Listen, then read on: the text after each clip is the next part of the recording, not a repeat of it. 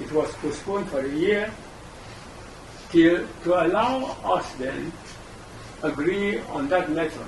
So we went home using the answer that my friend had given and following my own position. We were able to come to an agreement, and each time we met and agreed on a point, we put it in a communique.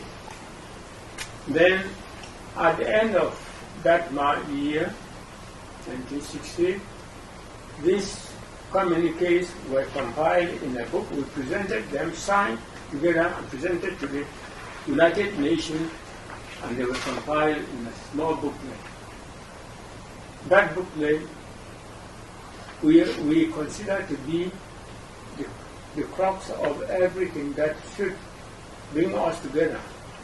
That very pamphlet, we use it to campaign for the plebiscite, and then we use it to educate our people for the plebiscite, and our people understood that as an autonomous state within the Federation of Nigeria, which we had spent another 40 years there, it was necessary for us to leave Nigeria and then compare ourselves in the independence, even though we were not going to be given a separate independence.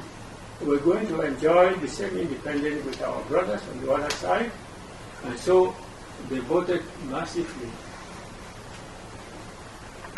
And in the proportion of 233,751 for the Republic of Cameroon, and only 97,741 for Nigeria. So that is democracy, because it was conducted by the United Nations. And at the end of the plebiscite, although the campaign was bitter and it was dictated that it was going to end in a bloodshed, it happened to be one of the most peaceful and orderly, respected, let's say, election we ever had. And relying on that, we thought that the United Nations will now see what democracy was and what order was, and that the people of Southern Cameroon were people of order, able to obey the authority of the Prime Minister, myself, in the way of directing them.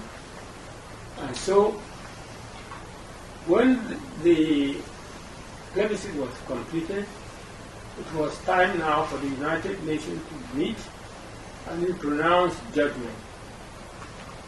In pronouncing judgment, they fixed a date for the unification and the federal system on equal basis.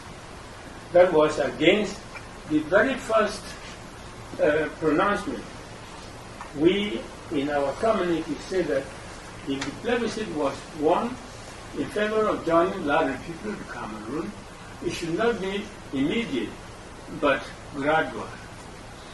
Now, if the word gradual, in order to be able to adjust to the upbringing of each other, predominate most of the things we do.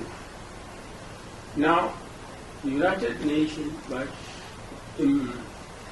imposing a deadline, had ignored the fact that we were to adjust to each other. And ignoring our joint communique, they also, I was told, ordered the British trusteeship to terminate earlier. And so, before we pronounce a date to meet, the British have already taken an excuse not to be in that meeting.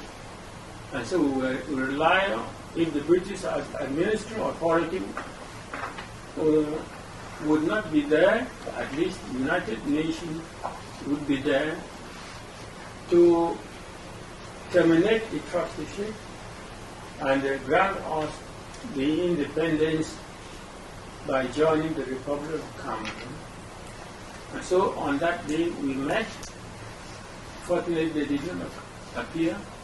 And after 4 days, we produced a draft constitution, which I must say contains everything that the Southern Cameroon had added to what was contained in it.